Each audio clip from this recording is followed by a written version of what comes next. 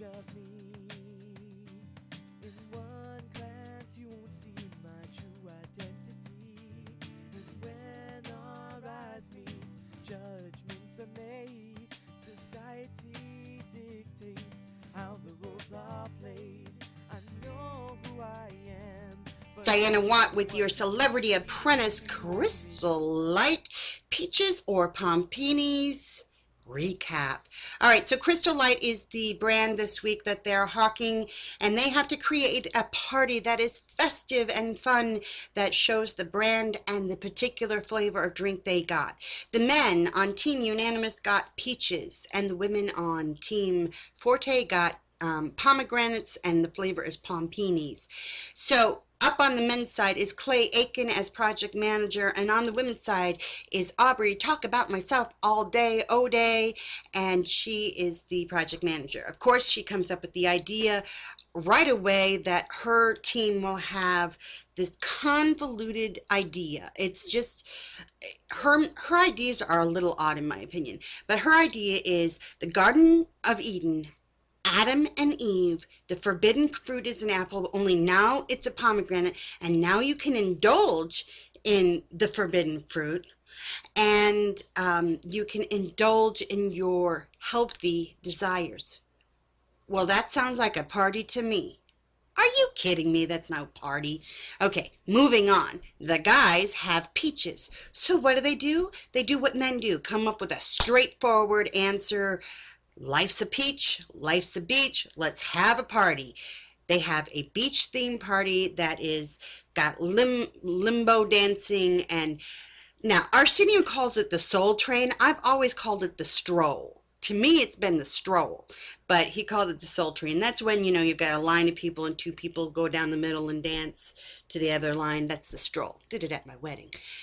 Got divorced too anyhow. So they did the stroll, they danced, they laughed. It was a fun party. The women's room, they each had a storefront to do this in. Now, the women's storefront was absolutely gorgeous. There is no denying that. Teresa Goodis did an amazing job, and Patricia did an amazing job getting waterfalls in the windows, and it just was beautifully done. Very beautifully done. The guys was very simple.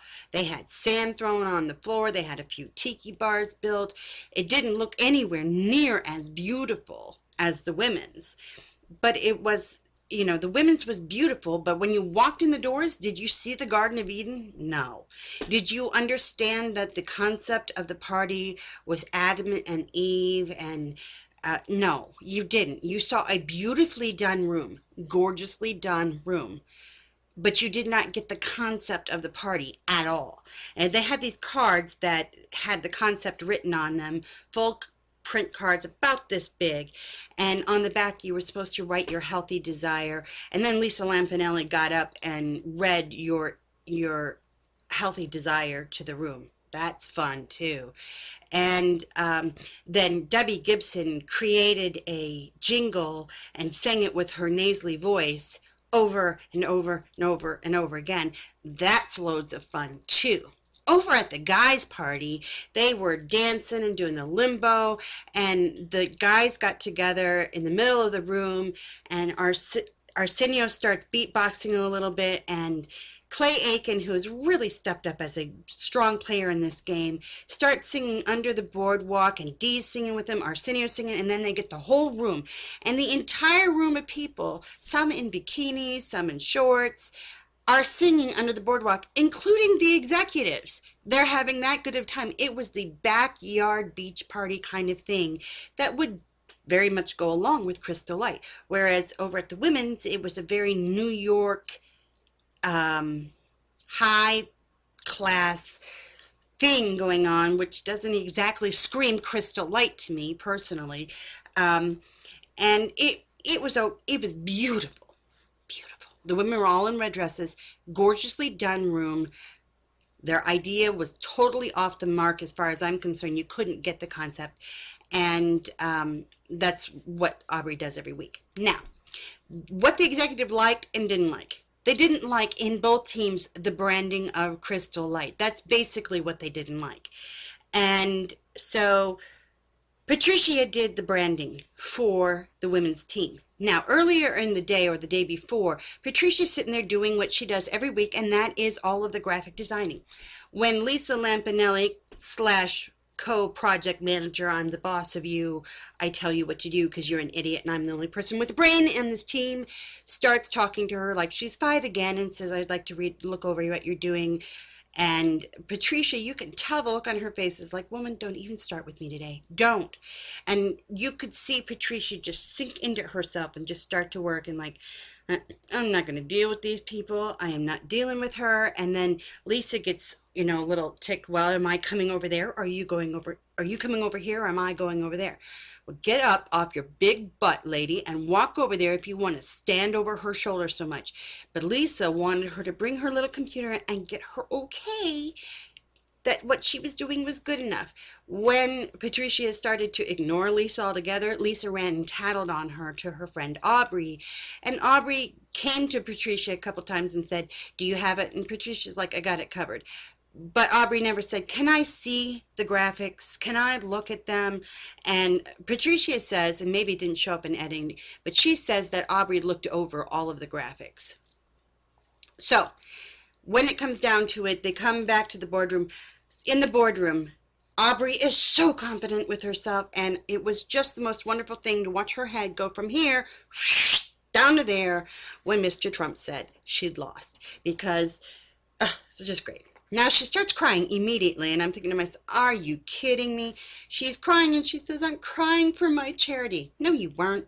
No, you weren't. No, you weren't. You were crying because you couldn't walk around and gloat for a week that you were a winner on your project manager and people should listen to you more.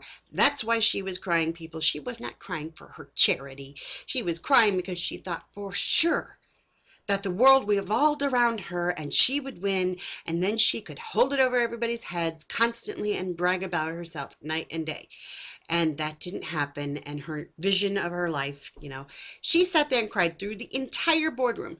Now, when she got $10,000 from Donald Trump because she cried, and at that point, Lisa Lampanelli, sitting down on the end, ekes out a tear, because she wanted in on some action, apparently. And they go, why are you crying? She's like, oh, it's just so sweet that he gave $10,000. Of course, he makes $10,000 in like 5 minutes, so she kind of gave him a backhanded slap. Basically, you cheap bastard, why didn't you make more money? Why don't you give more money? You make $10,000 in 5 minutes.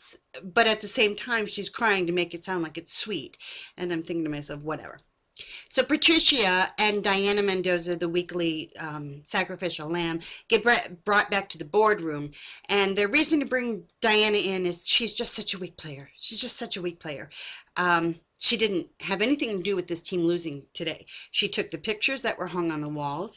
She brought in Miss Universes and Miss whatevers, all the beauty pageant women, to be at the party. She worked the party the entire time. She was right next to Aubrey O'Day at the doors and doing whatever Aubrey told her to do.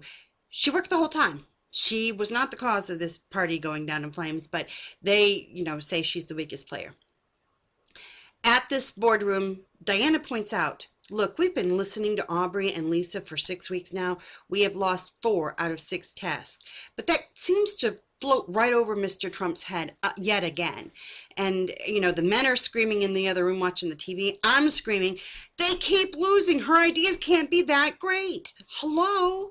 But again, they lose. Patricia ends up going home because the branding was the big thing and she was in charge of it.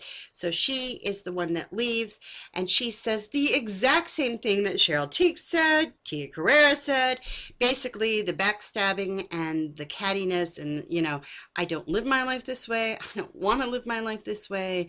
And that's the way they do, and I'm glad to be out of here. So next week, they are going to have merged team, men and women, and I hope, really hope, to see Aubrey on one team and Lisa on the other, and I really can't wait to see these men deal with these 2 women when they start to bark at them, and let's see if somebody shuts Aubrey up for a couple of minutes. All right, that's Celebrity Apprentice. I will talk to you next week because I think next week's going to be a hot one. Props to Clay Aiken. He did a great job tonight. All right, bye. image of me